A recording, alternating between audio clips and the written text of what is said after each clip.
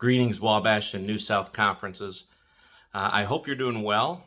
Superintendent John here. I just wanted to record a video for you as I'm preparing to head out on sabbatical in a couple of weeks, and just give you some pieces of information that are important for you to know, so that you can kind of know what steps to take in December and January if there are issues that you need dealt with. First of all, I appreciate the opportunity that the conferences have given me just to be able to step away and take this break, this Sabbath.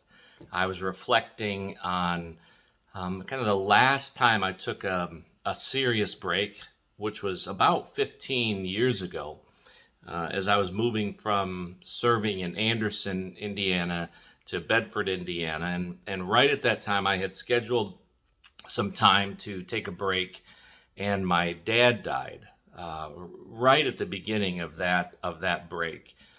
So I came out of that break after having done my dad's funeral and the transition and the moving from Anderson to Bedford, and then served in our church there, and just had a wonderful time of ministry there. And the Lord then, through the conferences, had me step into the superintendency, and for the last 6.5 years, I have tried to lead well, and with your help and the Spirit of God, I think things have gone well over the last 6.5 years. Just a year and a half ago, the New South Conference got connected with the Wabash Conference, and so I've been trying to work through our leaders and pastors there to be able to see that what God's going to do in igniting a Spirit-fueled movement in New South as well as Wabash.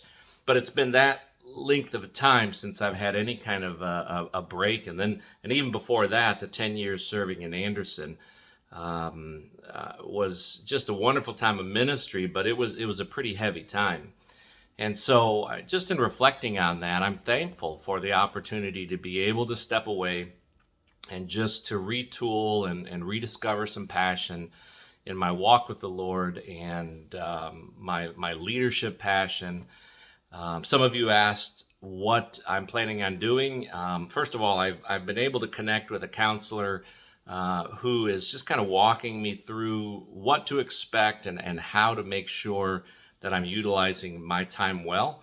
And so I've been doing that. And one of the things he's suggested is just, don't do anything for a week, for the first 7 days. Don't try to read anything. Don't try to do anything like that. And so that's the plan.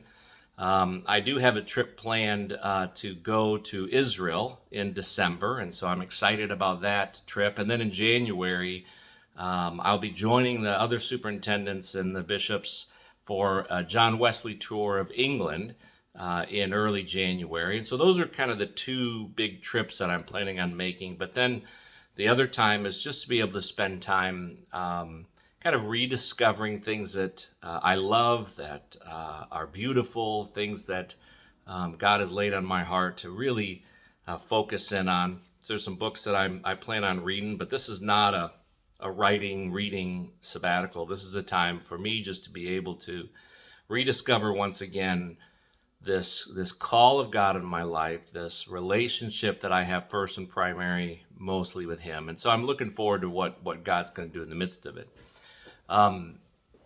You're in good hands, both New South and Wabash Conference. And for pastors, I want to let you know that your first line of defense, so to speak, your growth group leaders and the district leaders. Your growth group leaders and district leaders are well prepared to be able to take questions, to have conversations with you, to help deal with issues.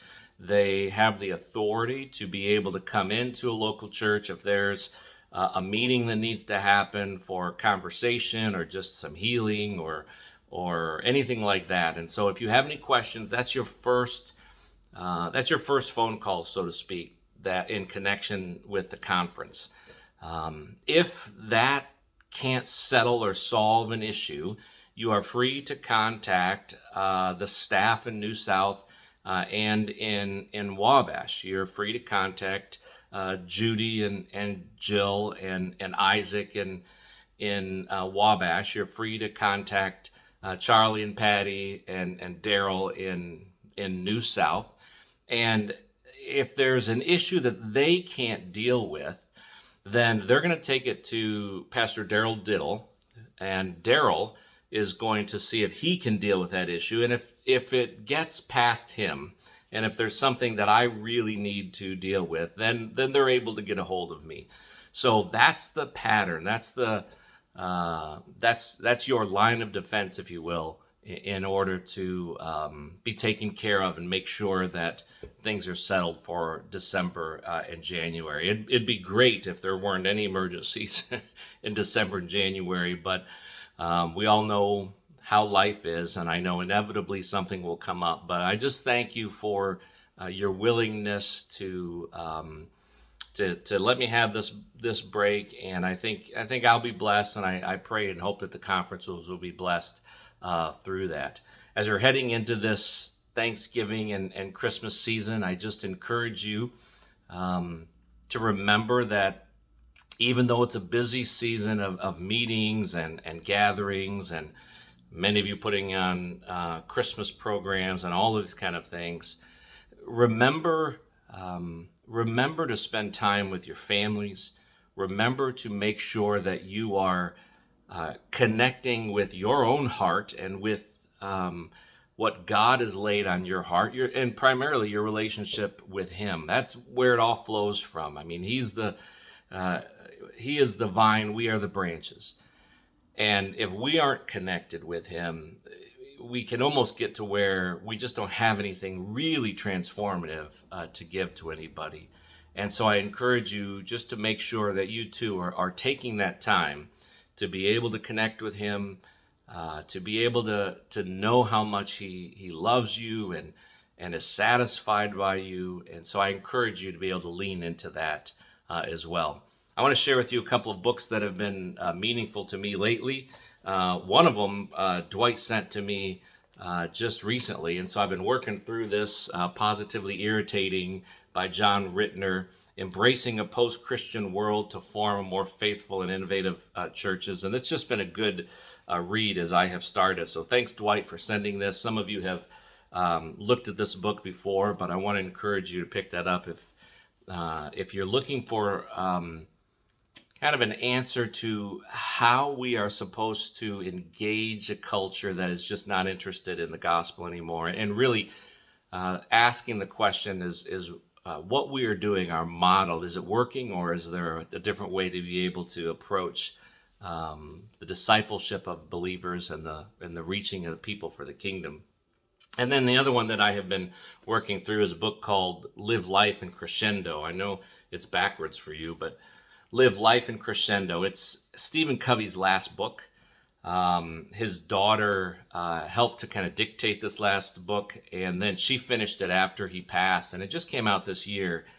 And it's a simple idea. The idea is that many of us live life in decrescendo, thinking that our primary impact happens when we were younger, and then as we get older, as things kind of begin to stop working as well, and we start to lose less energy, lose more energy, we start to think that our best days are behind us. And Covey in this book with his daughter just simply asked the question, what if your most important work was actually ahead of you instead of behind you? And living life in a crescendo rather than a decrescendo. That idea is worth the price of the book, because though outwardly we are wasting away, Paul tells us, inwardly we're being renewed day by day. So if you're struggling with a sense of where you're going and whether things are getting better or worse, I encourage you to pick that book up, because God is still at work. And even though we've had some great victories in the past, He's got some wonderful victories for us in the future. The best days of our conferences, of our churches, of our pastors, they're ahead of us. What if that most important work was actually ahead rather than behind? So it's just a couple of things that I have been working through, and encourage you to pick that up as well. So I pray for you, and here's the schedule of my sabbatical. On November 21st, that's going to be when it begins, and it'll go through the end of January. So November 21st through about January 25th, I have a Bishop Search Committee meeting that's going to meet on the 26th of the end of January. So I'll be back um, in uh, in in meeting mode by then. But so November 21st is when my sabbatical begins, and it ends then around January 25th. So just stay encouraged and know that I'm praying for you. And if we need to connect within the next couple of weeks before my sabbatical, feel free to reach out to me. God bless you. And I know He's got great things going, not only in your life right now, but in the future. So God bless. Thanks.